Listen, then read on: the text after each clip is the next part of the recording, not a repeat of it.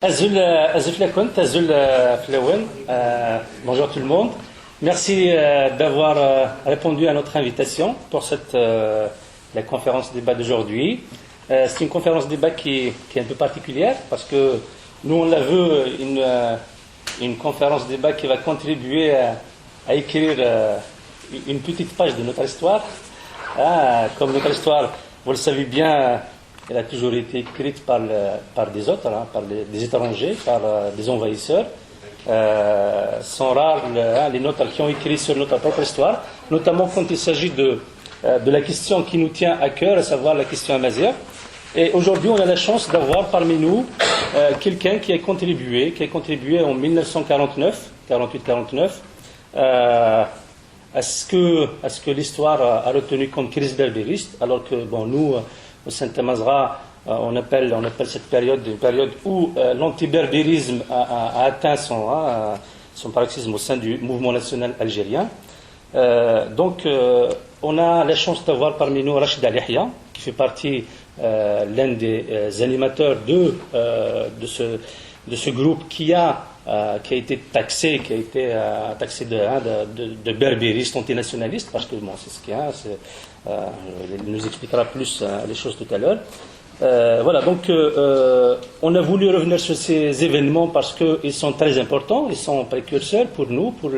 On peut dire que c'est de là que la question amazigh a pris naissance, ne serait-ce que pour ce qui concerne la Kabylie. Mais on sait bien que ce qui s'est passé en Kabylie, il a eu des répercussions un peu partout en Afrique du Nord.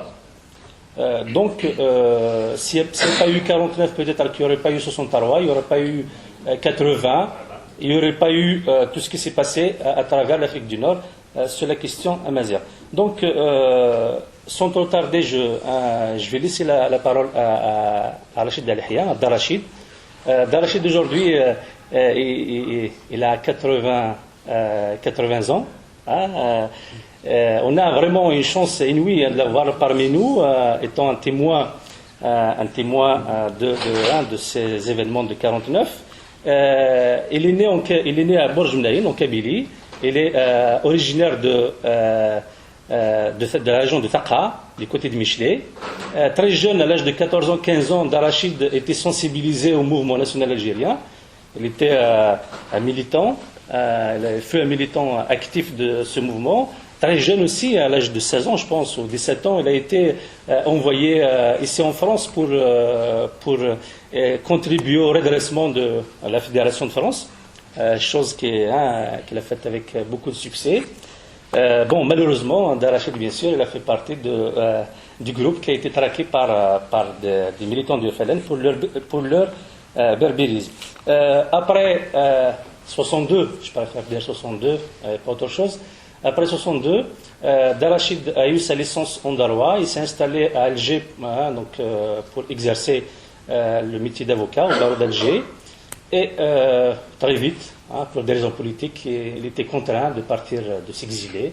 Donc il est venu en France où il a exercé, il a pu exercer sa fonction. C'était pas évident pour lui, mais il a pu quand même pouvoir exercer son métier d'avocat jusqu'à sa retraite. Donc aujourd'hui, il est avocat honoraire au barreau de Paris, et il vit en région parisienne. Voilà, donc sans trop tarder, voilà, Darachid et ثاني ما قرأت يمد روح دورنا d'avoir répondu à notre invitation. C'est avec un grand plaisir que j'ai répondu à votre invitation. Tout d'abord, je voudrais m'excuser auprès de vous de me trouver dans l'impossibilité d'exposer ce qu'on attend de moi en langue berbère. Je ne maîtrise pas cette langue et je le regrette beaucoup. Je ne la maîtrise pas parce que j'ai beaucoup vécu en dehors de la Kabylie, j'ai beaucoup vécu ici en France et j'ai surtout manié la langue française, ce qui fait que c'est dans cette langue que je m'adresse à vous. Je remercie Massil pour les éloges qu'il a fait de moi. Ces éloges sont sans doute un petit peu excessifs. Il a retracé un petit peu la vie que j'ai menée, ma vie de militant. Il y a sans doute certaines inexactitudes, mais ce n'est pas ce qui est important dans l'ensemble. C'est un peu ça. Ce que m'a demandé Massil de vous exposer aujourd'hui, en priorité, parce que je ne voudrais pas que cela se limite à cela, c'est cette crise de 1949, comment elle a débuté, comment elle a fini, et aussi les développements qui, par la suite, sont intervenus dans le courant qui a été lancé à partir de cette période. On vous a dit que j'ai commencé à militer à partir de 14-15 ans, cela est exact. J'ai milité dans des conditions très très particulières à l'époque. Ce n'était pas dans le PPA, c'était plutôt dans les Amis du Manifeste et de la Liberté, mais même indépendamment de cela, de manière assez personnelle. Et puis par la suite, je me suis retrouvé au sein du PPA et j'ai travaillé en tant que militant du PPA et j'ai développé les thèses du PPA. Et comme vous le savez, les thèses du PPA, ce ne sont pas des thèses qui sont celles que nous développons actuellement. Les thèses du PPA, c'était effectivement l'indépendance, c'est ce que nous recherchions tous, mais c'est aussi l'Algérie arabe, la culture arabo-islamique.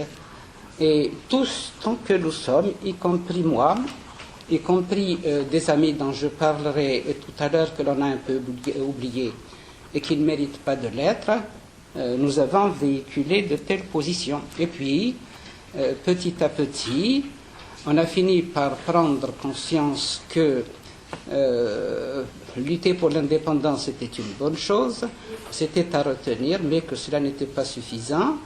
On a parlé d'Algérie arabe et on a commencé à s'interroger, est-ce que l'Algérie est vraiment arabe? On a parlé de culture arabo-islamique, on a fini par se poser des questions, et en fin de compte, à partir de ces interrogations multiples, une voie a fini par se dessiner devant nos yeux et nous l'avons empruntée.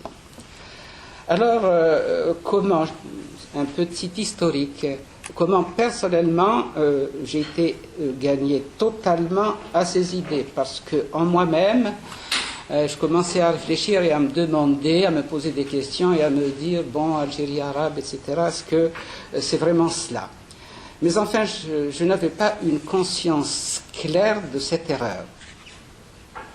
Et l'un de ceux qui nous a aidés à mieux comprendre ce problème, et on n'en parle pas assez, celui qui était le pivot central de ce mouvement, celui qui était au départ de ce mouvement, c'est Laïm Echadi.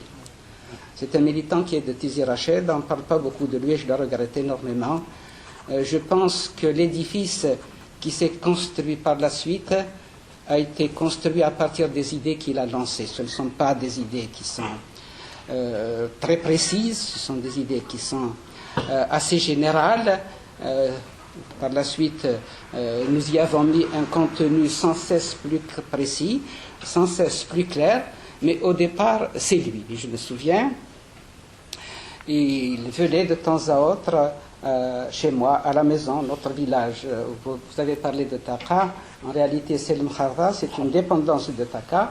C'est un des villages avec Arous, c'est un des villages les plus sûrs de Kabylie, d'Algérie, ce qui fait qu'ils venaient là-dedans, tout le monde savait qui ils étaient, hommes et femmes, et ils étaient tranquilles, il n'y avait pas de problème en ce qui concerne leur sécurité. Et lors d'un de leurs passages, le deuxième, le troisième ou le quatrième, je ne m'en souviens plus, on a abordé ce problème de la berbérité. Il y avait quelques idées générales qui avaient été abordées. Moi, je regardais j'écoutais avec une très grande curiosité. Je sentais que ça éveillait en moi une très grande ça réveillait en moi une très grande attention. Et effectivement, ça m'intéressait énormément. Mais en fin de compte, ils attendaient que je dise si j'étais d'accord ou si je n'étais pas d'accord. Mes interlocuteurs, encore une fois, c'était Laïm Echadi. Et puis, son ami immédiat, je pense que ce sont deux êtres qui sont indissociables. C'est Siwari. Benay Walia. Ce sont deux personnalités qu'il est impossible de dissocier. Il est excessif de dire que l'Aïmach est la tête et Siwali les bras. En réalité, les deux sont des têtes et sont des bras, mais enfin, la primauté appartient à l'Aïmach. Je me souviens, au terme de leur exposé, je leur ai posé la question suivante.